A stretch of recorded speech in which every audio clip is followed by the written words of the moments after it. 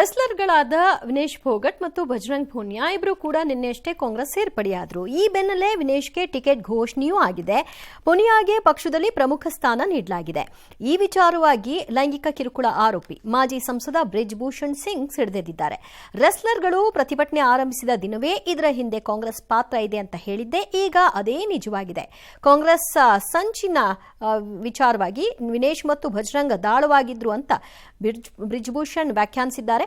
ಇದೇ ವೇಳೆ ಪ್ಯಾರಿಸ್ ಒಲಿಂಪಿಕ್ಸ್ನಲ್ಲಿ ಅಂತಿಮ ಹಂತದಲ್ಲಿ ಅನರ್ಹಗೊಂಡ ವಿನೇಶ್ಗೆ ದೇವರೇ ಶಿಕ್ಷೆ ತೋರಿಸ್ತಾ ಅಂತ ಕೂಡ ವ್ಯಾಖ್ಯಾನಿಸಿದ್ದಾರೆ. ಇದು ಟೀಕೆಗೆ ಕಾರಣವಾಗಿದೆ.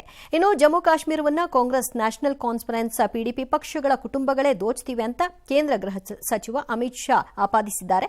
ಶ್ರೀನಗರದಲ್ಲಿ ಪಕ್ಷದ ಪರ ಪ್ರಚಾರಕ್ಕೆ ಚಾಲನೆ ನೀಡಿ ಮಾತನಾಡಿದ ಅವರು, ಪ್ರತ್ಯೇಕತಾವಾದಿಗಳನ್ನ ಉಗ್ರರ ಪರ ಸಹಾನುಭೂತಿ ಹೊಂದಿರುವವರ ಬಿಡುಗಡೆಯನ್ನ ಕಾಂಗ್ರೆಸ್ ಎನ್ಸಿ ಬಯಸ್ತಾ ಇದೆ.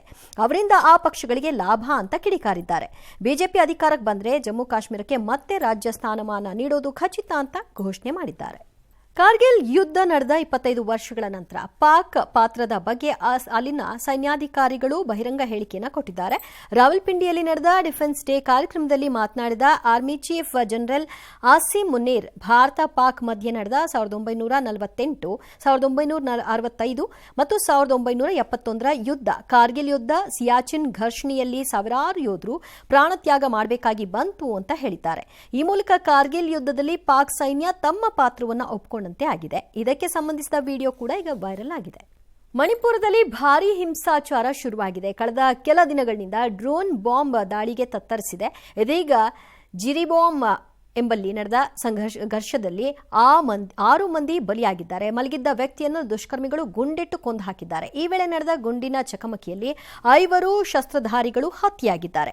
ಮೃತರ ಸಂಖ್ಯೆ ಇನ್ನಷ್ಟು ಹೆಚ್ಚುವ ಸಂಭವ ಕೂಡ ಇದೆ. ಮತ್ತೊಂದು ಕಡೆ ಚುರುಚಾಂಡ್ಪುರದಲ್ಲಿ ಮಿಲಿಟೆಂಟ್ಗಳ 3 ಬಂಕರ್ಗಳನ್ನು ಭದ್ರತಾ ಪಡೆಗಳು ಧ್ವಂಸ ಮಾಡಿದೆ. ಬಿಷ್ಣುಪುರ ಜಿಲ್ಲೆಯಲ್ಲಾದಂತಹ ರಾಕೆಟ್ ದಾಳಿಗಳನ್ನು ಇಲ್ಲಿಂದಲೇ ಸಂಘಟಿಸಿರುವ ಬಗ್ಗೆ ಕೂಡ ಶಂಕೆ ವ್ಯಕ್ತವಾಗ್ತಿದೆ. ಇತ್ತೀಚೆಗಷ್ಟೇ ಭೀಕರ ಭೂಕುಸಿತದಿಂದ ಕೇರಳದ ವಯನಾಡು ತತ್ತರಿಸಿತ್ತು. ಆದರೆ ಇದರಿಂದ ಕೇರಳ ಸರ್ಕಾರ ಎಚ್ಚೆತ್ತಂತೆ ಕಾಣಿಸ್ತಾ ಇದೆಯಾ ಅಂದರೆ ವಯನಾಡು ಕೋಯ್ಕೋಡ್ನಲ್ಲಿ 2 ಸುರಂಗ ರಸ್ತೆಗಳ ನಿರ್ಮಾಣ ಯೋಜನೆಗೆ ಪಿಣರಾಯಿ ವಿಜಯನ್ ಸರ್ಕಾರ ಅನುಮೋದನೆಯನ್ನ ನೀಡಿದೆ. 1341 ಕೋಟಿ ಮೊತ್ತದ ಉದ್ದೇಶಿತ ಟನಲ್ ರೋಡ್ ಅನ್ನ ಭೂಕುಸಿತ ದುರಂತ ನಡೆದ ಸಮೀಪದಲ್ಲೇ ನಿರ್ಮಿಸಲು ಮುಂದಾಗಿದೆ. ಇದಕ್ಕೆ ಪರಿಸರ ತಜ್ಞರಿಂದ ತೀವ್ರ ವಿರೋಧ ಸಹ ವ್ಯಕ್ತವಾಗಿದೆ. ಇದಕ್ಕೆ ಪರಿಸರ ಇಲಾಖೆಯ ಅನುಮತಿ ನೀಡಬಾರದು ಅಂತ ಒತ್ತಾಯ ಕೇಳಿಬಂದಿದೆ. ಬೆಂಗಳೂರು ಅಭಿವೃದ್ಧಿ ಪ್ರಾಧಿಕಾರ ವ್ಯಾಪ್ತಿಯ ಸೈಟ್ ಮಾಲೀಕರಿಗೆ ಶಾಕ್ ಒಂದು ಕಾದಿದೆ. ಸೈಟ್ ಖರೀದಿ ಮಾಡಿ 5 ವರ್ಷಗಳಾದರೂ ಮನೆ ಕಟ್ಟದೇ ಇದ್ದವರ ವಿರುದ್ಧ ದಂಡಾಸ್ತ್ರ ಪ್ರಯೋಗಕ್ಕೆ ಬಿಡಿಎ ಸಿದ್ಧತೆ ನಡೆಸಿದೆ. ಎಲ್ರಿಗೂ ಕೈಗೆಟುಕುವ ಬೆಲೆಗೆ ಸೈಟ್ ಸಿಗಲಿ ಅನ್ನೋ ಕಾರಣಕ್ಕೆ ಕಡಿಮೆ ದರದಲ್ಲಿ ನಿವೇಶನ ಕೊಡ್ತಿವೆ.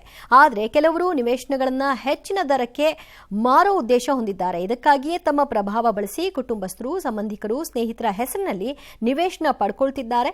ಇಂತಹವರಿಗೆ 25% ದಂಡ ವಿಧಿಸ್ತೀವಿ ಅಂತ ಬಿಡಿಎ ಎಚ್ಚರಿಸಿದೆ. ಅದಹಾಗೆ ಬಿಡಿಎ ವ್ಯಾಪ್ತಿಯ 70,000ಕ್ಕೂ ಹೆಚ್ಚು ಸೈಟ್ಗಳಲ್ಲಿ ಮನೆ ನಿರ್ಮಾಣ ಆಗಿಲ್ಲ. ಕಲಬುರಗಿಯಲ್ಲಿ ಅಮಾಯಕ ಹೆಣ್ಣು ಮಕ್ಕಳನ್ನ ಬಳಸಿಕೊಂಡು ದೊಡ್ಡ ಅಧಿಕಾರಿಗಳು, ಉದ್ಯಮಿಗಳನ್ನ ಕೆಡ್ಡಕ್ಕೆ ಬೀಳಿಸುವಂತಹ ಹನಿ ಟ್ರ್ಯಾಪ್ ಜಾಲ ಬೆಳಕಿಗೆ ಬಂದಿದೆ. ಕಲಬುರಗಿ ಠಾಣೆಯಲ್ಲಿ ಖುದ್ದು ಗ್ಯಾಂಗ್ನಲ್ಲಿದ್ದ ಯುವತಿಯೇ ದೂರನ್ನ ಕೊಟ್ಟಿದ್ದಾರೆ. ರಾಜು, ಶ್ರೀಕಾಂತ್ ರೆಡ್ಡಿ, ಮಂಜು ಭಂಡಾರಿ ಸೇರಿ 8 ಜನರ ವಿರುದ್ಧ ಪ್ರಕರಣ ದಾಖಲಾಗಿದೆ. ಪ್ರಕರಣ ಸಂಬಂಧ ಈವರೆಗೂ ಒಬ್ಬರನ್ನ ಪೊಲೀಸರು ಬಂಧಿಸಿದ್ದಾರೆ. ತನಿಖೆಗೆ ವಿಶೇಷ ತಂಡ ರಚಿಸುವ ಚಿಂತನೆ ಸಹ ನಡೆದಿದೆ.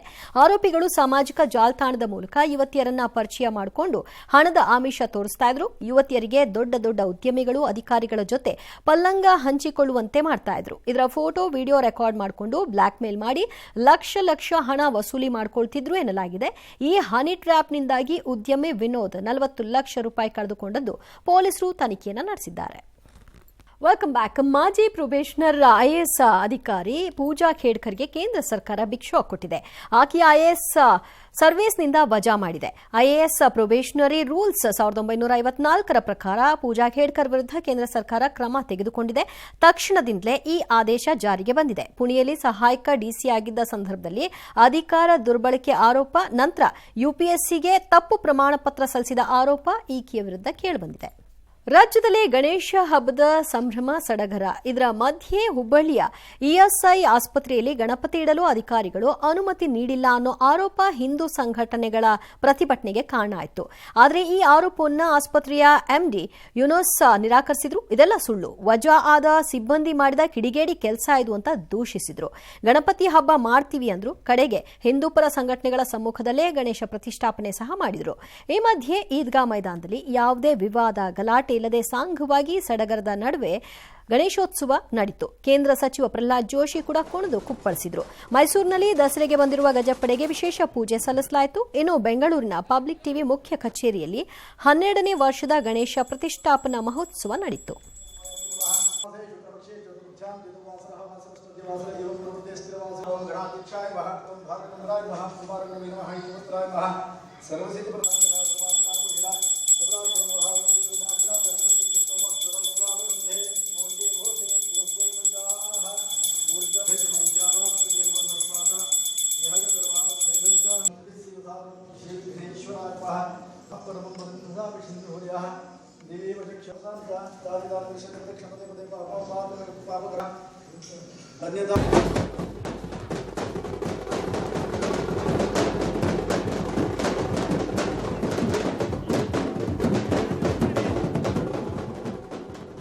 ದೇಶಾದ್ಯಂತ ಗಣೇಶ ಹಬ್ಬದ ಸಂಭ್ರಮ ಮನೆ ಮಾಡಿದೆ. ಎಲ್ಲೆಡೆ ತರಹೇವಾರಿ ಗಣೇಶನ ಮೂರ್ತಿಗಳನ್ನು ಪ್ರತಿಷ್ಠಾಪನೆ ಮಾಡಿದ್ದಾರೆ. ಮುಂಬೈನ ಜಿಎಸ್ಬಿ ಸೇವಾ ಮಂಡಳಿಯ ಮಹಾಗಣಪತಿ ಈ ಬಾರಿ ಗಮನ ಸೆಳೆದಿದೆ. ಈ ಗಣೇಶನಿಗೆ 66 ಕೆಜಿ ಚಿನ್ನಾಭರಣ, 325 ಕೆಜಿ ಬೆಳ್ಳಿ ಆಭರಣಗಳನ್ನು ತೊಡಿಸಲಾಗಿದೆ.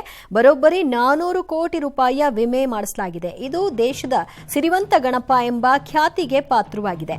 ಅತ್ತ ಆಫ್ರಿಕಾ ಖಂಡದ ಉಗಾಂಡ ದೇಶದಲ್ಲೂ ಗಣೇಶನ ಸಂಭ್ರಮ ಮುಗಿಲು ಮುಟ್ಟಿದೆ. ಅಲ್ಲಿನ ಸಂಪ್ರದಾಯ ಅನುಸಾರ ಡ್ರಮ್ ಬಾರಿಸುತ್ತಾ ಗಣೇಶನನ್ನ ಸ್ವಾಗತಿಸಿದ ದೃಶ್ಯಗಳು ವೈರಲ್ ಆಗಿವೆ. ಹೊಸ ವಂದೇ ಭಾರತ್ ರೈಲನ್ನ ಯಾರು ನಡೆಸಬೇಕು ಎಂಬ ವಿಚಾರದಲ್ಲಿ ಆಗ್ರಾ ಮತ್ತು ಉದಯಪುರ ರೈಲು ಉದ್ಯೋಗಿಗಳ ನಡುವೆ ಕೋಟಾದಲ್ಲಿ ಜೋರ್ ಜಗಳ. ಆಗ್ರಾ ಮತ್ತು ಉದಯಪುರ ರೈಲು ಉದ್ಯೋಗಿಗಳು ಪರಸ್ಪರ ಹೊಡೆದಾಡಿಕೊಂಡಿದ್ದಾರೆ. ವಂದೇ ಭಾರತ ಎಂಜಿನ್ ಹತ್ತಿದ ಲೋಕೋ ಪೈಲಟ್ ಒಬ್ಬರನ್ನ ಹೊರಗೆ ಎಳೆದು ಹಲ್ಲೆ ನಡೆಸಿದ್ದಾರೆ. ಇದಕ್ಕೆ ಸಂಬಂಧಿಸಿದ ವಿಡಿಯೋ ಸಿಕ್ಕಾಪಟ್ಟೆ ವೈರಲ್ ಆಗಿದೆ.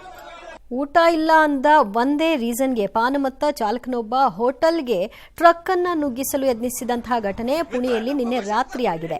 ಹಲವು ಬಾರಿ ಹೋಟೆಲ್ ಮುಂಭಾಗಕ್ಕೆ ಟ್ರಕ್ ಗುದ್ದಿಸಿದ ಚಾಲಕ ಕಾರನ್ನ ಧ್ವಂಸ ಮಾಡಿದ್ದಾನೆ. ಹೋಟೆಲ್ ಸಿಬ್ಬಂದಿ ಕಲ್ಲು ತೂರಿ ಟ್ರಕ್ ತಡೆಯಲು ವಿಫಲ ಯತ್ನ ನಡೆಸಿದ್ದಾರೆ.